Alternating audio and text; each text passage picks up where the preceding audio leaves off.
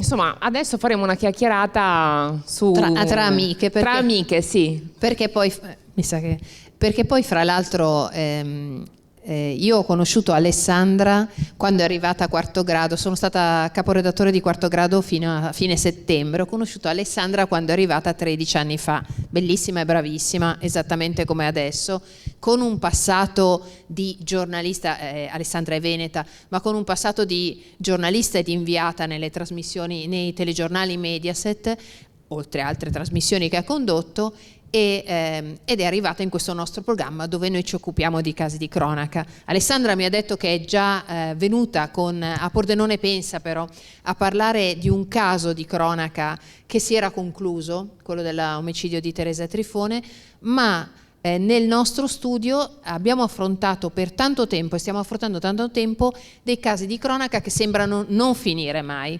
Allora la domanda che ci siamo fatti è: come mai questi casi, in particolar modo quello di Liliana Resinovic, che sapete è venuto qua vicino, e il caso di Garlasco, che invece... Come mai secondo te, Alessandra? Allora, intanto noi partiamo da un caso che conoscete bene perché accade proprio nella vostra terra, che è quello di Liliana. Una volta si diceva o il caso si risolve nelle prime 24 ore oppure non si risolve più. Beh, in quel detto a mio avviso c'è un po' di verità, perché subito all'inizio tu hai modo, l'investigatore, l'inquirente con cui noi comunque lavoriamo, per noi è una fonte, all'inizio deve cristallizzare quella scena del crimine, no? Che ti ha modo di parlare, bisogna però ascoltarla. Per ascoltarla bisogna fare gli accertamenti, bisogna fare le analisi e bisogna anche pensare all'ipotesi più grave, all'ipotesi sul tavolo, insomma, di fatto sì, se volete più tragica, cioè quando tu non sai che cosa è accaduto devi subito metterti in quell'ordine di idee, in modo da non lasciare nulla di intentato, fare tutto quello che bisogna fare per arrivare a ottenere informazioni preziose, e tu le ottieni all'inizio, subito.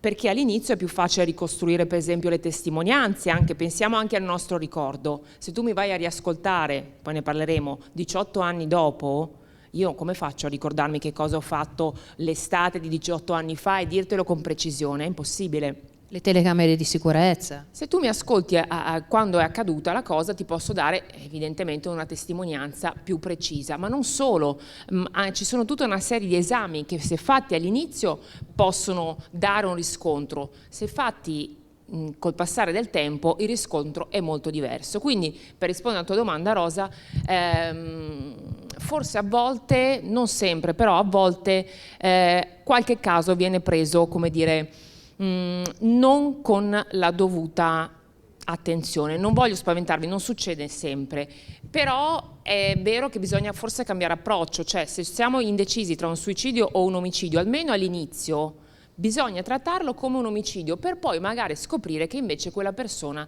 si è tolta la vita. Sto pensando a Liliana Resinovic, perché Liliana Resinovic appunto... E all'inizio tutti avevano ipotizzato, no? Un suicidio, quasi fin da subito. Esatto, e noi 4 anni dopo siamo ancora qui a parlare di questa donna, di cui sappiamo pochissimo, poi ne parleremo, e non sappiamo ancora con esattezza che cosa le sia accaduto, perché questa donna scompare un giorno di dicembre, il 14 di dicembre, viene ritrovata morta 3 settimane dopo in un boschetto vicino all'ex OPG di Trieste. Non sappiamo che cosa le è accaduto, se si è tolta la vita oppure se è stata uccisa. Sapete che adesso sul tavolo c'è l'ipotesi appunto dell'omicidio e c'è un indagato che è il marito.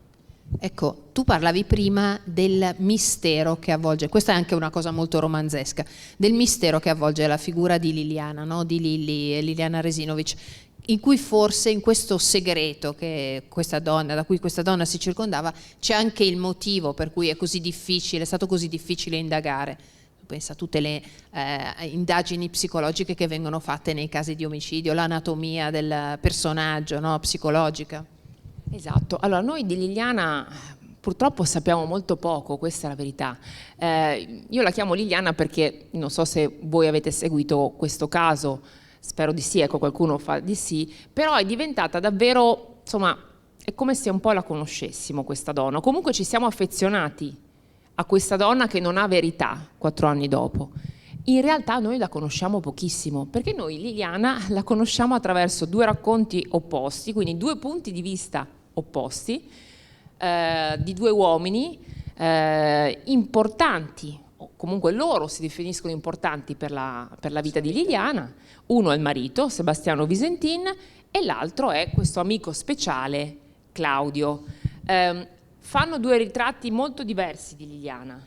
E secondo me uno dei motivi per cui davvero questo caso comunque interessa, oltre al fatto che appunto non sappiamo come siano andate le cose, è il fatto che questa donna rimane un enigma.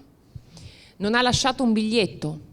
Allora, pensare a un suicidio di punto in bianco senza nemmeno, come dire, 2 righe di spiegazione, certo può essere, però anche quello è stato un punto mai chiarito fino in fondo. Liliana aveva pochissime anche amiche con cui si confrontava, no? Aveva una nipote che ha sempre aiutato, sì, che era la sua nipote prediletta, suo fratello, esatto, il fratello, però in realtà nessuno sapeva davvero che cosa pensasse questa donna. E mi ricordo nella primissima inchiesta c'è questa richiesta di archiviazione che fa la procura e dice: guardate, per noi è suicidio. Si va ad ombrare il dubbio che Liliana in realtà si sia tolta la vita perché soffrisse anche di un momento di depressione, cosa che però in realtà non è mai stata provata, e 4 anni dopo è tutto stato ribaltato e qui abbiamo invece una procura che sta indagando per omicidio volontario. Poi tu parlavi di questi 2 uomini, no? Così diversi, e anche però, mentre lei era così schiva, tutti e due narcisisti.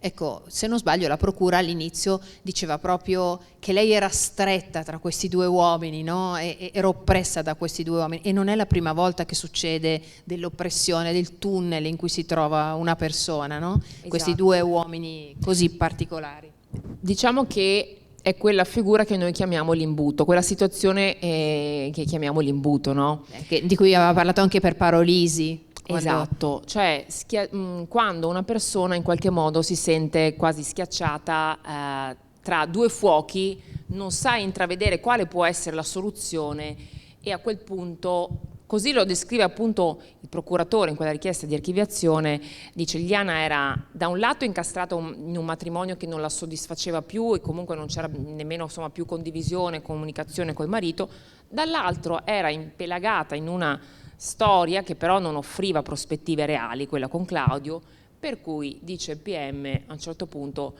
decide di togliersi la vita. Devo dire, dal punto di vista psicologico non è una spiegazione che convince appieno, perché non sappiamo se davvero sia così, cioè non sappiamo che cosa davvero è passato per la testa di questa donna.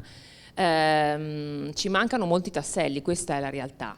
E questi tasselli, visto che non possiamo e non potremo averli dalla psicologia di Liliana né dalle testimonianze, perché se non sono emersi finora, insomma, non emergeranno mai, la difficoltà è ricercarli nei riscontri oggettivi, che ci dovranno dire se Liliana si è suicidata oppure è stata uccisa. E a questo proposito, visto che questa storia infinita, no, di cui stiamo parlando ormai a 4° grado da 4 anni, ma ci sono delle tappe, secondo te? Ci sarà un momento in cui forse ci potrà essere la verità su Liliana?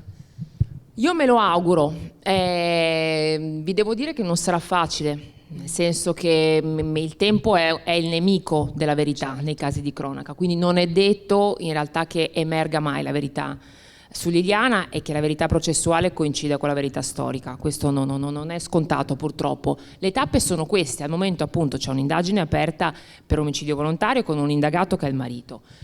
Stanno rivedendo tutti gli elementi sul tavolo, stanno facendo tantissime analisi in una cosa che si chiama incidente probatorio, è una tappa dell'inchiesta, dell'indagine penale, in cui si cristallizza l'elemento di prova. Cioè, loro adesso sul tavolo hanno analisi genetiche e biologiche, stanno andando addirittura a rivedere le suole delle scarpe di Liliana per capire se c'era qualcosa che si sono dimenticati, o comunque rianalizzarle.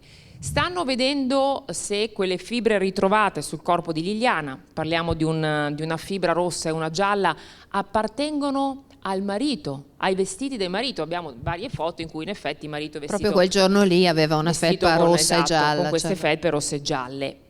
Però che cosa proverebbe se anche noi riuscissimo a stabilire che quelle fibre derivano dal maglione di Sebastiano? Cioè Sebastiano, in fin dei conti, era il Viveva marito, in casa. cioè vivevano insieme. E quindi anche l'altra difficoltà è questa. L'altro elemento è uno spago di juta, Un cordino, di certo. corda, di canapa, insomma come quelli che abbiamo in casa, e fatalità è stato trovato attorno al collo di Liliana e ce l'aveva in casa Sebastiano. Tra l'altro l'ha trovato proprio una nostra collega mentre stava facendo un'intervista con Sebastiano.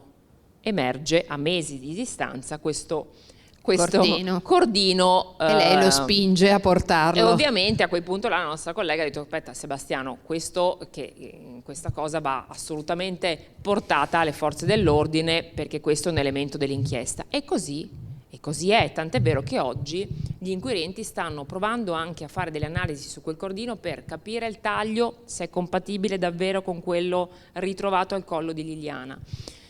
Anche questo però posso dirti che insomma noi da tanti anni, io in particolare sull'approfondimento scientifico, devo dire che è un'analisi anche questa che sarà molto difficile da fare. Come facciamo ad avere la certezza che quel cordino deriva da quello di Sebastiano? E anche qui Sebastiano ce l'aveva in casa, era il marito. Chi ci dice che non sia stata Liliana a prenderlo? L'altro esame che stanno facendo è sicuramente quello anche dei sacchi, quei sacchi neri che sono un altro mistero, poi ne parleremo, perché anche lì si va a capire, lì non sono state trovate impronte, nemmeno le impronte di Liliana, che è strano, perché una persona quasi se si impossibile. imbusta, scusate, se una persona si imbusta, vuol dire che se li mette, non aveva i guanti Liliana, cioè noi non troviamo né le impronte di Liliana né le impronte del suo ipotetico assassino. Allora, o l'assassino ha premeditato tutto e si è messo i guanti, è un genio del male perché su quella scena del crimine non ha lasciato nessuna traccia, certo, oppure qua c'è veramente qualcosa che non va.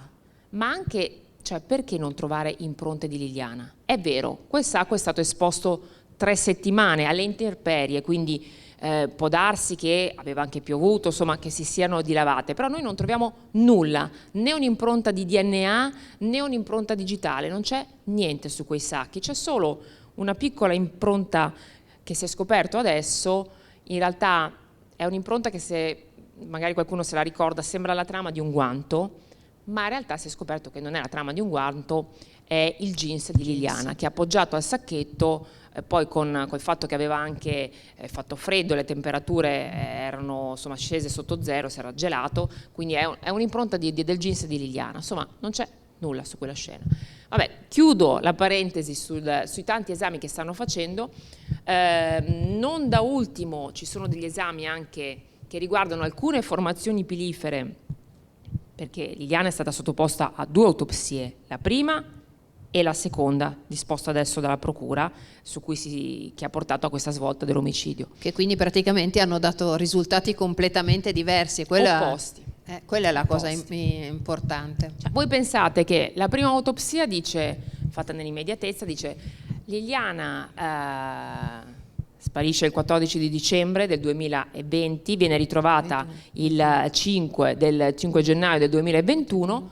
Il primo medico legale dice: la donna è morta 48 ore prima del ritrovamento, quindi siamo già a gennaio, e quindi noi per anni ci siamo interrogati: ma dove è stata questa donna per 3 settimane? È stata forse in un luogo sequestrata, segreto? ma Qualcuno era vestita l'ha uguale?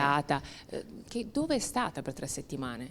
In realtà poi, rifacendo una seconda autopsia, però pensate anche insomma alla situazione, come dire, al dolore che si prova, che provano comunque i parenti delle vittime, ma anche, devo dire, come dire, l'opinione pubblica che non sa la verità, altri anche denaro pubblico, perché insomma è la procura che sta indagando, quindi dispone una seconda autopsia, la affida a una luminare del settore che è Cristina Cattaneo, e Cristina Cattaneo dice: no, guardate, Liliana non è morta poco prima di essere ritrovata, in realtà la data è morta il giorno stesso, è morta il giorno della scomparsa. Devo dire, i dubbi c'erano venuti anche a noi, perché Sì. i vestiti erano gli stessi, vengono ritrovati anche insomma i resti della colazione nello stomaco, quindi insomma non voglio entrare nei dettagli troppo specifici, ma tutto faceva pensare che fosse morta il giorno della scomparsa, il 14 dicembre, quindi non ha vagato come un fantasma per 3 settimane. Però lì noi avevamo il dubbio, perché poi facendo le riunioni ne discutiamo tante volte, di se fosse stata lì per 3 settimane senza entrare nei dettagli, forse non sarebbe stato trovato così il suo corpo, per cui effettivamente rimangono comunque dei dubbi delle autopsie, no? Sì, certo, anche perché l'altra grande questione, io quando ho cominciato a fare quarto grado e occuparmi anche di questa parte più scientifica, perché noi facciamo giornalisti, diamo le notizie e facciamo anche, devo dire, in parte un po' di divulgazione certo. scientifica, cioè cerchiamo di spiegare concetti molto tecnici e farli capire, se no è inutile che andiamo in onda, no? Certo. All'inizio, devo dire, io stessa pensavo che davvero anche gli esami scientifici fossero infallibili, cioè se c'era il marchio della scienza eravamo a posto, perché ci dava comunque, ci consegnava la verità. In realtà con gli anni ho capito che non è così, che anche la scienza, gli esami di laboratorio, gli esami forensi hanno dei limiti, cioè non sempre tu con quegli accertamenti, che sì sono oggettivi, riesci ad arrivare alla verità, cioè non basta la scienza, serve tutto il resto, serve l'intuito, certo. serve l'intuito di un buon investigatore che fa la differenza, servono le indagini anche tradizionali, cioè il vecchio magari maresciallo di paese che si mette e che consuma le suole delle scarpe per andare a sentire il testimone e ricostruire anche il contesto. Cioè serve l'esame scientifico, ma serve anche tutto un contesto di indagine che è l'indagine tradizionale, che dobbiamo ritrovare, non possiamo affidarci esclusivamente alla scienza, anche se ha fatto passi da gigante ovviamente anche in questi stessi 12 anni. Pensate a quanto si usa adesso l'esame del DNA, cioè non c'è nessuna indagine in cui non sentiate la parola analisi del DNA, analisi biologica, non si può prescindere. Però non si può prescindere nemmeno da quell'indagine tradizionale. Ma spesso lo dicono anche gli esperti che hai nel tuo angolo della scienza, proprio lo dicono, Portera per esempio, dice che le analisi di laboratorio devono essere supportate da tutta una serie di analisi, di verifiche che vengono fatte dagli investigatori, appunto come dicevi tu, e poi le telecamere di sicurezza, c'è tantissimo materiale che deve essere studiato e purtroppo nel caso di Lilly forse questo lavoro all'inizio è stato fatto un po' con un pregiudizio, no? Esatto, sì, perché da subito si è pensato, va bene, si è tolta la vita, chiudiamola qui, anche magari in breve tempo, e fine. In realtà, se noi ne parliamo da 4 anni, vuol dire che qualcosa è mancato, vuol dire che non sappiamo ancora tante cose. Dopodiché devo dire che ci hanno messo un po' del loro anche gli stessi protagonisti, perché noi abbiamo un marito che insomma all'inizio non si è mai sottratto alle telecamere, per carità di Dio, noi ne siamo felici,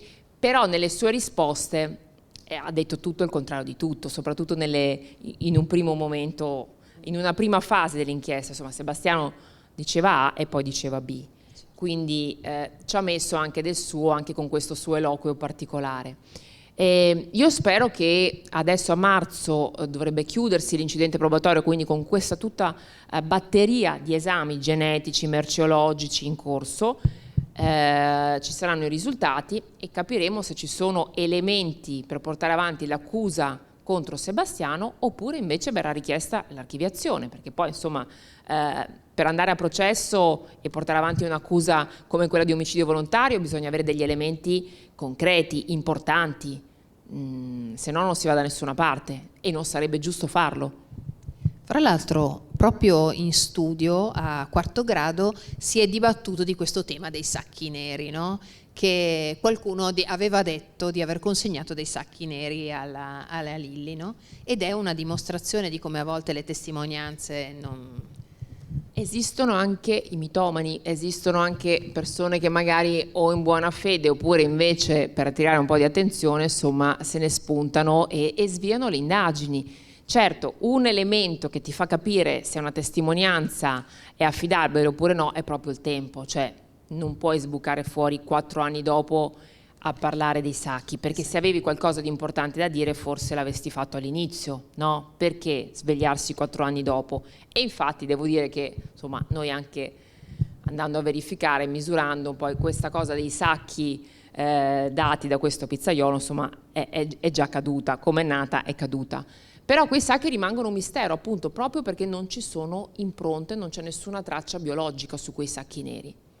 Capite anche che sono un mistero perché le modalità stesse sono molto difficili, cioè Lily è stata ritrovata veramente imbustata con un sacco, diciamo quelli del supermercato sulla testa, un altro grande sul corpo e un altro sulle gambe, insomma, quindi per mesi ci siamo interrogati, ma una persona da sola riesce anche come dire, a togliersi la vita in quel modo?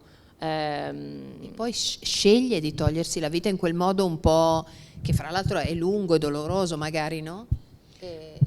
Sì, anche, a meno, adesso poi non voglio entrare troppo, è anche vero che qualche esperto ci dice che invece magari semplicemente poi ha perso, come dire, conoscenza perché ti manca l'ossigeno, è passata quasi dalla vita alla morte, insomma, quasi senza accorgersene, ma gli stessi nostri esperti avevano dei dubbi su questo, nel senso che qualcuno all'inizio ci diceva, professor Picozzi, no, ma c'è l'istinto di sopravvivenza, tu il sacco te lo vuoi togliere.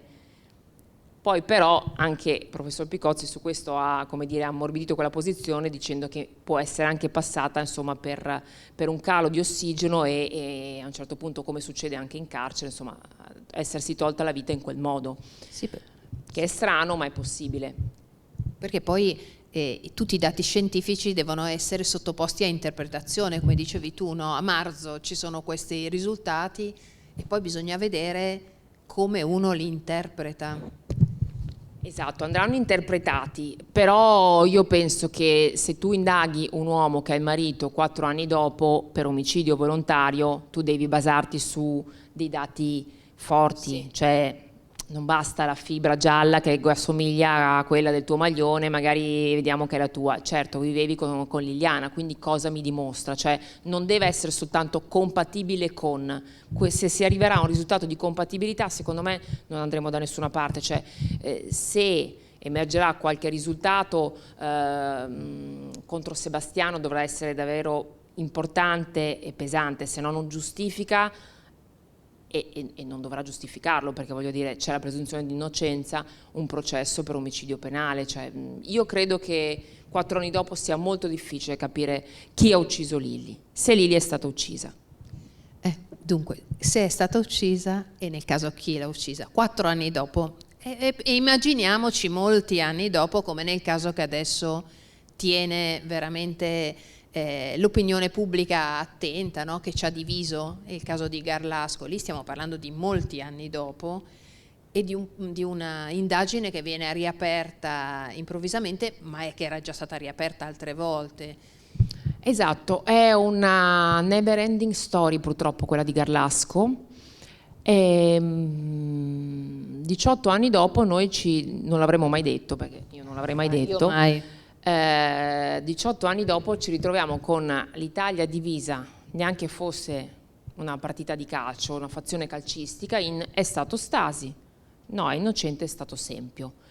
Però capite che qui stiamo trattando con la vita delle persone, perché qui abbiamo una persona che sta scontando carcere che è Stasi, un'altra che sta vivendo comunque un calvario giudiziario che è Sempio, e poi non dimentichiamoci che c'è una famiglia di Chiara a cui lo Stato, cioè non noi, lo Stato ha detto abbiamo fatto 5 processi, non uno, 5 processi, al termine dei quali l'esito è stato l'assassino di Chiara Poggi è Alberto Stasi. Quindi lo Stato italiano ha consegnato questa verità alla famiglia Poggi. Oggi Rita, la mamma di Chiara, si vede invece lo Stato, perché è sempre lo Stato che poi adesso la procura, indaga, giusto? la procura, Certo. quindi lo Stato, la pubblica accusa, riapre l'inchiesta e dice: noi abbiamo il sospetto che le cose non siano andate così. Noi, procura, abbiamo un indagato, che è Sempio, e abbiamo bisogno di fare altri esami. Quindi 18 anni dopo noi dobbiamo entrare di nuovo a casa tua, dove è stata uccisa tua figlia, e rientriamo con il reparto di eccellenza che è il RIS, questa volta chiamiamo il RIS di Cagliari, rifacciamo certi esami. Sono entrati 18 anni dopo di nuovo in quella billetta con una macchina che si chiama laser scanner per sostanzialmente immaginatevi una macchina che fa la mappatura 3D di tutto l'ambiente. All'epoca non era disponibile, oggi è disponibile per far sì che la dinamica di quell'omicidio sia più chiara. Stanno rifacendo tutto, perché allora era già stata fatta un'analisi anche di quella scena basandosi sulle macchie di sangue, no? Si chiama BPA, Blood Pattern Analysis. 18 anni fa l'avevano fatta, avevano ricostruito una dinamica. Oggi dicono guardate, la dobbiamo rifare con i nuovi strumenti che in effetti potrebbero dare qualche visione nuovo in più, qualche elemento in più.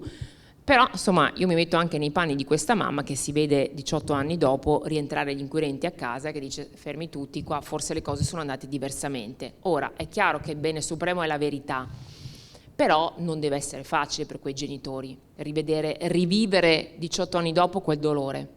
E anche questa ombra della possibile riesumazione del corpo della figlia dopo tanti anni, cioè oggettivamente è veramente, come dicevi tu, una never ending story questa qua di Garlasco, ma ovviamente io non ti chiederò, perché non è da chiedere chi pensi che non pensi, come a quarto grado come si lavora per esempio per stabilire i vari elementi, il famoso scontrino del parcheggio di Sempio, come si lavora per costruire i nostri pezzi e le discussioni in studio e i tuoi interventi?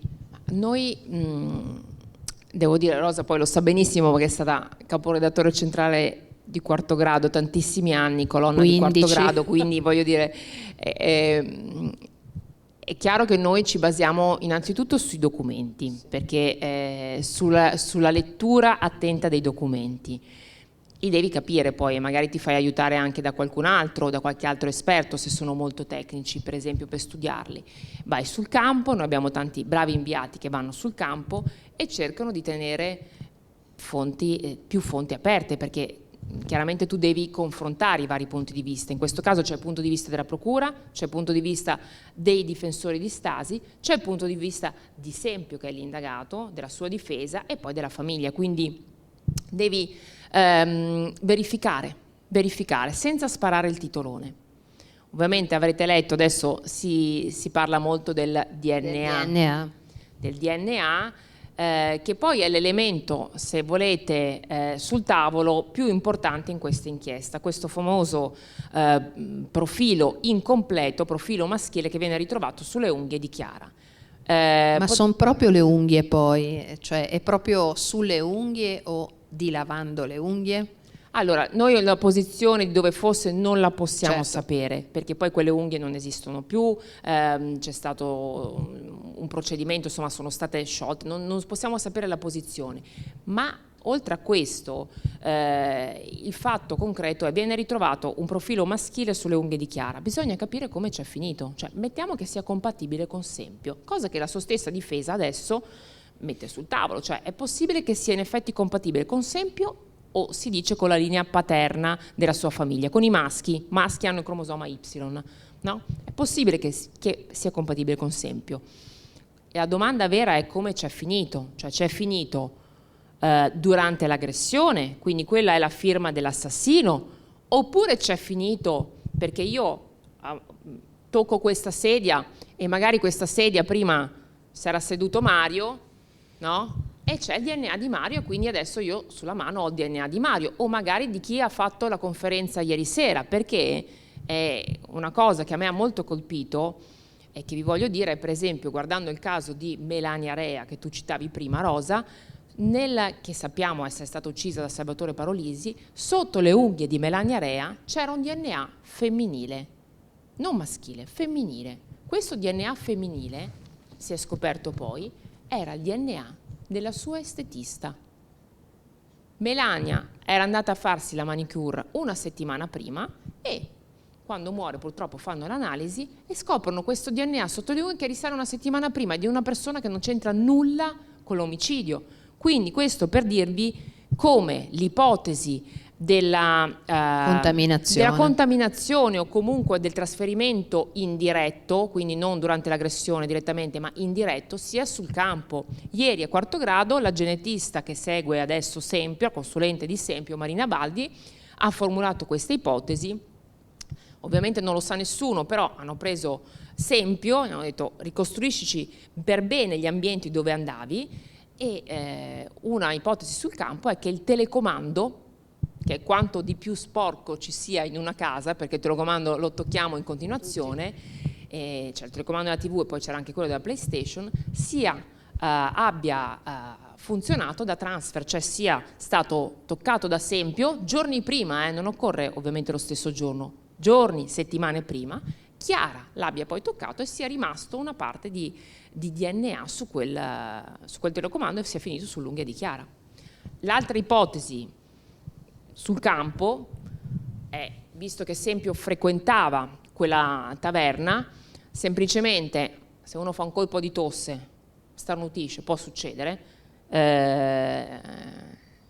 come dire, tracce biologiche, saliva, cadono sul gradino. Chiara purtroppo sappiamo che è stata colpita in varie fasi, l'ultima delle quali prevede che il suo corpo sia stato comunque gettato, sia scivolato su quei gradini e con le mani abbia sfiorato quel pavimento, che era anche sporco se vogliamo, perché è il pavimento che dalla sala principale va giù in taverna, e sia magari venuta in contatto su quel pavimento col DNA di Sempio. Non è facile capire come sia finito lì, però la domanda è: questo è la prova davvero di un'aggressione, quel DNA che non è completo, è un profilo Y maschile e parziale, non completo, oppure è finito lì per caso? Perché tu prima hai detto, proprio a proposito invece dell'altro caso di Lilly, basta definire compatibile per mandare una persona a giudizio, per rinviare una persona a giudizio, che è grave, insomma, cioè aprire un processo contro una persona, basta che sia compatibile. Esatto, la domanda è questa: noi ci lamentiamo che i processi sono indiziari.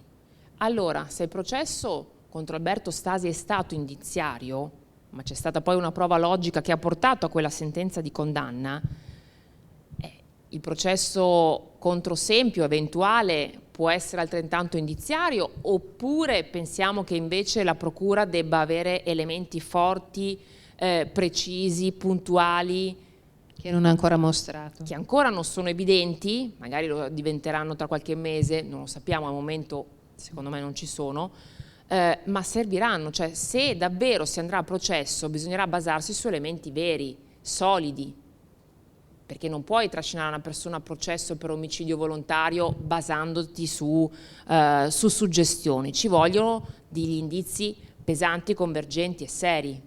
E l'anno scorso, per esempio, è stata lanciata questa pista dell'impronta, l'impronta 33 sul muro, no? E è stata vista inizialmente proprio come una prova, e poi però...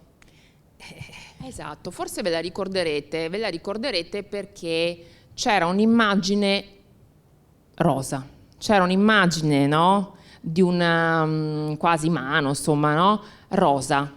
E quindi la notizia è stata lanciata con trovato il DNA di Sempio, forse c'è del sangue, l'immagine era rosa, nell'immediatezza il pubblico cosa dice? Ah, vedi, quindi quello è sangue, cioè è la traccia di sangue di Sempio, quindi è Sempio. In realtà poi, andando a rivedere, no, con calma, prudenza, e andando a rivedere per bene le cose, quel rosa non è certo il sangue, è un reagente che si chiama ninidrina, che quando viene usato emette quel colore, ed è un'impronta digitale. Anche qui è un'impronta che viene trovata sul muro della taverna. Sappiamo che tra l'altro in realtà sempre ci andava in quella taverna, ma insomma quella impronta 33 è dibattuta perché secondo alcuni appartiene a Sempio, secondo altri no. Quell'impronta 33 però in un eventuale processo sarà fondamentale. Uno, perché la procura ha scelto di non farla entrare adesso nell'incidente probatorio, non voglio andare troppo nel tecnico, però l'incidente probatorio significa che io faccio un esame e il risultato lo cristallizzo già ora e mi vale come prova in un processo. Non è entrata l'incidente probatorio, quindi se la giocheranno in un eventuale processo contro Sempio. Però vi dico già che sarà, se mai si arriverà a quell'esito, una guerra di consulenze e controconsulenze, di consulenze e perizie, perché gli esperti ci dicono che anche qui, per citare il discorso della scienza prima, anche qui in realtà si basa su un'interpretazione delle minuzie. Cosa sono? Sono dei segni che abbiamo tutti noi, segni caratteristici delle nostre mani, delle nostre dita, quasi una carta d'identità, no? Per tutti noi. E c'è chi dice guardate sono 16 quindi sono sufficienti a dire che appartengono proprio a Sempio, secondo alcuni invece il numero è minore e quindi se la giocheranno a processo. Proprio ieri sera a te Giorgio Portera, che è un genetista terzo, cioè non è né della parte di Sempio né della parte di Stasi, ha detto che secondo lui non sono sufficienti gli alleli che sono stati trovati per dare una definizione della persona, no? Per cui anche in questo caso la scienza non è non risolve forse. Esatto, cioè tornando poi invece qua eravamo all'impronta 33, tornando al DNA sulle unghie, non vogliamo fare un trattato di biologia, però cosa stanno facendo? Allora quel dato Y lo mettono, siccome si dice l'Y ce l'hanno gli uomini, cioè la linea paterna di Sempio, lo mettono all'interno di un database. Esiste un sito che tra l'altro è pubblico, vado a memoria, si chiama YHRD, una cosa del genere.org, è un database pubblico dove sono stati messi aplotipi Y di tutto il mondo, quindi appartenenti, scusate che non ho silenziato i messaggi, lo faccio adesso, di tutto il mondo, ma in realtà sono pochi. Pensate che, faccio l'esempio dell'Italia così capiamo tutti, in Italia gli uomini sono credo 28 milioni, insomma, quindi parliamo di milioni, gli aplotipi Y che identificano i soggetti maschili in quel database sono 3.797. Quindi se anche vado a inserire il profilo trovato sulle unghie Y, che potrebbe essere compatibile con Sempio in quel database, capite che il risultato è parziale, certo. è parziale. Quindi per quello vi dico, basterà il DNA per rinviarle a giudizio Sempio, per richiedere il rinvio a giudizio? Non lo so. Quello che possiamo dire è che la procura è molto determinata, quindi non è escluso che si vada a processo. A processo però si riaprono i giochi se si sceglie il dibattimento. E vedrete che poi quell'impronta 33 di cui parlavamo prima, quella rosa con la linea nidrina, potrebbe tornare davvero centrale in un eventuale dibattimento. E adesso quali sono le prossime date, cioè le date prossime di questo caso Garlasco che praticamente sta dividendo l'Italia? Allora, dicembre sarà un mese molto caldo per il caso Garlasco, perché ne abbiamo parlato a lungo del DNA. C'è un perito, dottoressa Albani della Polizia Scientifica, che sta lavorando su quel profilo Y. Il 5 di dicembre consegnerà le sue conclusioni e poi dovrà andare in aula a spiegarle in un incidente probatorio. Quindi a quel punto, a metà dicembre, diciamo esatto, prima di Natale. Esatto, diciamo tra il 18 e noi siamo in onda il 19, prima di Natale, noi dovremmo capire se quel DNA, e forse lo sapremo a quel punto, se quel DNA insomma, davvero potrà essere compatibile con Sempio e che conclusioni arriverà l'Albani. Però vi dico anche che già si capisce che è in dubbio la possibilità che quel DNA abbia un potere identificativo, cioè che da quell'Y dire guardate è stato proprio Sempio. Non credo che arriveremo a quel punto, però lo capiremo insieme prima di Natale, quindi avremo quel risultato. Ascoltami, ma da queste storie di cui stiamo parlando, no? Che sono storie che da anni occupano Quarto Grado, cioè Quarto Grado sono anni che si occupa di Lilli, che si occupa adesso di Garlasco da settimane e settimane, c'era il caso di Pierina, ecco che va a processo invece. Ecco, da queste storie qual è, tu intravedi un un ferito grave, cioè qualcuno che viene colpito più di altri? Io credo, Rosa, che qualsiasi sia l'esito, dal caso Garlasco l'immagine della giustizia ne esce molto compromessa, e ne esce sconfitta qualsiasi sarà l'esito. Perché pensiamo, allora, se davvero fosse stato Sempio, verrà dimostrato che in qualche modo Sempio è l'assassino, allora noi abbiamo in carcere da anni una persona innocente che è Alberto Stasi, e per anni quella verità che ci avevano raccontato non è la verità. Se invece Sempio ne esce innocente, cioè viene archiviata l'accusa di omicidio volontario e decade, Sempio ha vissuto un calvario giudiziario. Che è iniziato nel 2017, no? Esatto, perché Sempio per 2 volte, nel 2017 e adesso, viene accusato di omicidio volontario. Quindi nel frattempo, tra l'altro adesso lui è tornato a casa dei genitori, è stato sfratato da casa. Esatto, quindi una persona che ha una vita distrutta, sì, da questo calvario giudiziario. Quindi se non è stato lui, insomma, abbiamo distrutto comunque lui e la sua famiglia. Abbiamo perso comunque. Certo, devo dire, guardando da un altro punto di vista, che in questa nuova inchiesta forse il dubbio nell'opinione pubblica è stato instillato, e in qualche modo devo dire che gli avvocati di Stasi in ogni caso sono stati bravi. Hanno avuto successo, sì. Perché sono riusciti comunque a instillare il dubbio nell'opinione pubblica. Stasi, tra l'altro, uscirà tra poco, l'anno prossimo, ed esce con un'immagine, se volete, certo, uscirà avendo scontato il suo debito con la giustizia, quindi insomma va detto, è stato scontato quel debito, ma esce con un'immagine che è ripulita, cioè non ha più l'etichetta di assassino di Chiara Poggi, perché comunque, in ogni caso, qualunque sia l'esito, il dubbio c'è. Il dubbio è stato instillato nell'opinione pubblica, l'immagine di Stasi è già stata riabilitata, qualunque sia l'esito. E in questo i suoi avvocati, devo dire, hanno fatto un ottimo lavoro. Sono i vincenti di questa situazione, comunque vada. Infatti non hanno ancora chiesto la revisione del processo, come avevano fatto invece gli avvocati di Rose Olindo, no?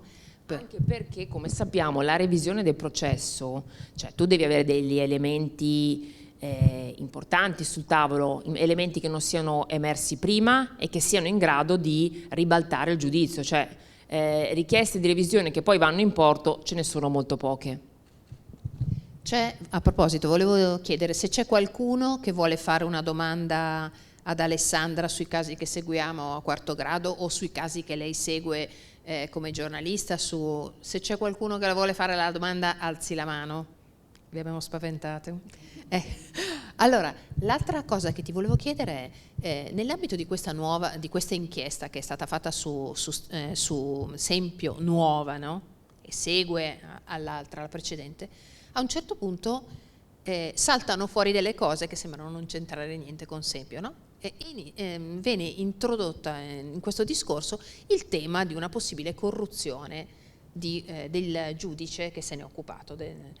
Ecco, come è avvenuta secondo te? Che peso può avere in quell'inchiesta lì, no? Guarda, anche questa è deflagrante, perché prima parlavamo della giustizia. Allora, voi pensate, adesso indagato, perché poi c'è appunto l'inchiesta Sempio, omicidio volontario, e poi c'è un altro filone che è quello della corruzione in atti giudiziari. Ha indagato appunto il pubblico ministero, procuratore capo, ex procuratore aggiunto Mario Venditti, quello che allora nel 2017 aveva indagato Sempio per la prima volta e poi richiesta l'archiviazione. Quindi oggi viene indagato per corruzione lui e il papà di Sempio. Perché? Perché a casa dei genitori di Sempio viene ritrovato in un cassettino un bigliettino che poi giornalisticamente definiamo pizzino. Ci vengono in mente i mafiosi. Pizzino perché si dice 20-30 Jeep archivia. Adesso non me lo ricordo insomma la frase letterale, però è Jeep archivia 20-30 Jeep, poi Venditti archivia 20-30. Questo per la procura è un indizio che ci sia stata corruzione. Ora capite bene che anche questo però è è un enigma.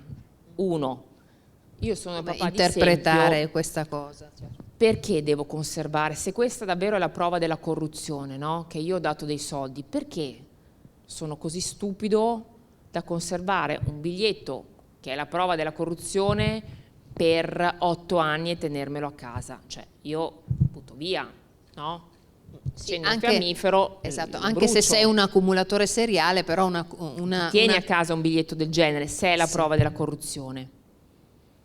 E poi comunque non è proprio prova, è diciamo un indizio. Però, esatto, è un indizio, certo, ma dico, ragionando, no? Se io so che ho corrotto, vi faccio uno specchietto per capire quanti soldi ho dato e me lo conservo.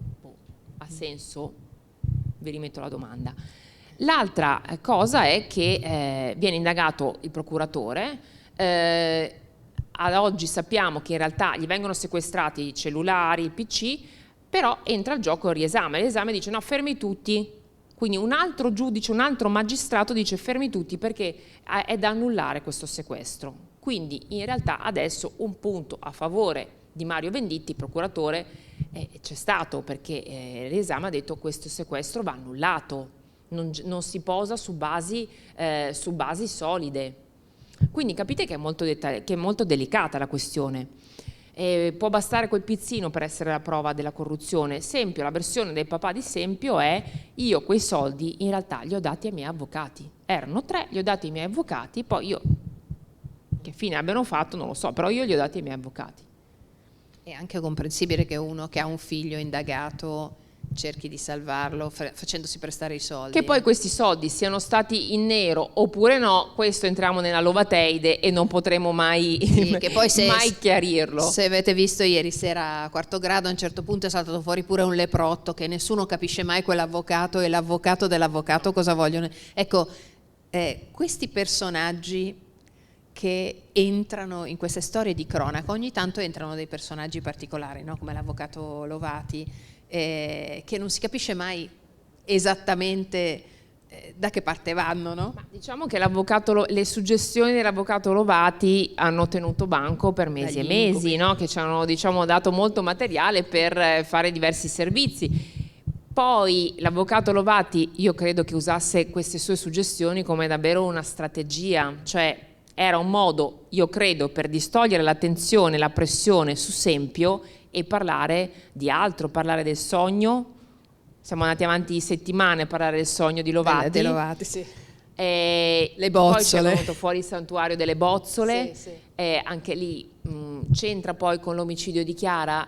Diciamo che se vai a allargare tanto la lente, insomma, finisci in mille rivoli, ma in realtà sono suggestioni che lui ha usato per poi distogliere l'attenzione da Sempio. Questa è la realtà delle cose, a mio avviso. Adesso non è più il suo avvocato, devo dire che la difesa ha cambiato linea, giornalisticamente magari ci mancano un po' le esternazioni di Lovati, però dal punto di vista processuale, diciamo che con un'accusa come quella, perché insomma è indagato per omicidio volontario, probabilmente devi avere anche una difesa che va in una certa direzione, non ti puoi permettere insomma di scherzare con un'accusa come quella. Quindi c'è stato anche un cambio di passo nella difesa di Sempio con l'entrata del nuovo avvocato Liborio Catalgliotti. La domanda che ti faccio invece è questa, che a volte ci facevano i telespettatori, no? Ci sono moltissimi delitti, succedono moltissimi casi di cronaca. Noi, tu che partecipi alle riunioni di Quarto Grado, quando una storia di cronaca diventa interessante per una trasmissione televisiva, per i giornali per esempio, cioè perché non è che esistono omicidi di serie A o di serie B, ma per quale motivo secondo te? Perché Lilli e perché Garlasco si può capire, Ma diciamo che insomma noi abbiamo come mantra quello del dubbio, cioè quando la verità non è così cristallizzata è chiaro che diventa più interessante, perché quando c'è il dubbio che le cose siano andate in un modo oppure in un altro è chiaro che lì come dire viene alimentato l'interesse. possono esserci 2 letture e quello rende tutto molto più interessante. Il caso Lilli, per esempio, Lilli, no? esatto, è la prova. Il marito da una parte e diciamo l'amico speciale dall'altra, ognuno sostiene una cosa diversa. E Garlasco è lo stesso, no? Garlasco davvero abbiamo 2 verità, no? Una verità che può essere riscritta in questo momento per quello che ne sappiamo noi, quindi è chiaro che quando c'è il dubbio la cosa diventa più interessante anche a livello giornalistico, ma anche per l'opinione pubblica che vuole giustamente risposte. E poi c'è il tema grandissimo di cui noi ci occupiamo soltanto in parte, perché a volte invece il dubbio non c'è, che è quello della violenza contro le donne, no? Però ci sono state storie clamorose che noi abbiamo seguito in questi anni, soprattutto le 2 Giulie dell'anno scorso, no? La Giulia di 2 anni fa, Giulia Cecchettin e la Giulia Tramontano. Ecco, cosa si può fare secondo te? Questo ti faccio una domanda che non c'entra tanto con... Ma secondo te, che sei una donna impegnata e sensibile e che hai un figlio maschio, cosa si può fare? Si può fare qualche cosa per impedire che avvengano queste tragedie? Dove cominciamo? E innanzitutto, sono di più, sono di meno rispetto al passato? Allora, non è facile e non è facile parlarne senza retorica, secondo me. In questi anni però abbiamo fatto tanto, nel senso che intanto in realtà sono di più, sono di meno, sono sempre tante e purtroppo se uno va a vedere, tu vedi, ci sono pochissimi casi in cui è l'uomo, è la donna ad uccidere l'uomo, no? Tu ti ritrovi sempre che è l'uomo ad uccidere la donna, cioè io mi sono chiesta ma perché? Cioè, sono pochi in effetti, se tu vedi, pochissime donne di che solito uccidono, quando no? succede sono piani diabolici, Esatto. per portare a casa Esatto. denaro o per vendetta. Cosa si può fare? Io credo che bisogna agire su più fronti. Quello più importante a mio avviso è sicuramente quello dell'educazione nelle scuole, cioè fin da piccoli insegnare ai nostri ragazzi ma anche ai nostri bambini che no vuol dire no, che se una persona ti dice no, non voglio, quel no va rispettato, punto. Quindi comunque l'insegnamento secondo me nelle scuole della affettività, quello può fare tanto. Non credo che questa piaga finirà nel giro di qualche anno, purtroppo. Io penso che sia un cammino lungo da fare. Passa anche per la sensibilizzazione, la facciamo anche noi dei media. Tante donne adesso riconoscono quelli che sono magari i campanelli d'allarme, i segnali, però non si fa abbastanza, nel senso che poi quando magari scopri che vanno a denunciare, comunque magari è troppo tardi, oppure lo fanno e certo, giusto denunciare, ma vanno anche poi davvero seguite, perché immagino una donna che magari ha dei bambini, denuncia il marito violento, sì, però è chiaro che tu una volta che l'hai denunciato si innesca anche un meccanismo in cui si alza sempre di più l'asticella della tensione, per cui tu devi metterla anche nella condizione di uscire da quella casa e di avere un luogo, un rifugio pronto, protetto dove andare e proteggerla, seguirla. A volte questo non avviene. E per concludere, perché penso che tu debba, perché Alessandra... Non ho guardato neanche l'ora. No, io sì prima perché sapevo che dovevi poi prendere l'aereo. Ecco, per concludere, noi abbiamo speranza che alcune di queste storie, never ending stories, di cui ci stiamo occupando a Quarto Grado, finiscano in qualche modo, cioè con una soluzione per il pubblico. Secondo me è doveroso. Penso a Liliana, ma penso anche a Garlasco, proprio perché, anche perché la giustizia non ne esca totalmente sconfitta. Ora il caso si è riaperto, devono arrivare risposte. È chiaro che un'indagine per omicidio ha i suoi tempi, però non bisogna perdere neanche un minuto, perché qui stai appunto trattando con la vita delle persone, quindi noi dobbiamo arrivare a una verità, dobbiamo almeno consegnarla prima ai genitori e poi all'opinione pubblica stessa. Non possiamo dilatare oltremodo i tempi, sia perché c'è una persona che sta vivendo un calvario giudiziario che è esempio, un'altra in carcere e una famiglia che sta vivendo quello che sta vivendo. Si parlava prima dell'ipotesi della riesumazione del corpo di Chiara. Io spero che non avvenga, però vi dico anche che insomma c'è Cristina Cattaneo, appunto anatomopatologa, la stessa che ha fatto la seconda autopsia su Liliana, ne abbiamo parlato prima, che ha un incarico da parte della procura per capire se a livello medico-legale oggi possiamo avere delle risposte diverse rispetto ad allora. Può darsi che non si accontenti di lavorare soltanto su delle fotografie, sulle misurazioni che sono state fatte sul corpo di Sempio per capire magari la ferita, la lunghezza degli arti, l'arma, eccetera. Quindi è possibile che lei da professionista chieda un passo ulteriore, che è quella della riesumazione del corpo. È chiaro che sarebbe una ferita ulteriore per la famiglia. Credo anche che la procura abbia già in qualche modo evitato questo, abbia frenato su questo, nel senso che lo consideri un'estrema ratio, giustamente, perché arrivare a riesumare il corpo di Chiara Poggi 18 anni dopo sarebbe un passo insomma delicato, importante e doloroso. Quindi questa io credo che la procura stessa la consideri come un'estrema ratio, cioè solo se la Cattaneo assicurasse insomma che potrebbero arrivare delle risposte concrete, decisive da quell'esame, si procederebbe a farlo, altrimenti no, anche per rispetto di quella famiglia. Grazie Alessandra. No, grazie a te Rosa, grazie davvero a Rosa Teruzzi. Grazie. E grazie a voi.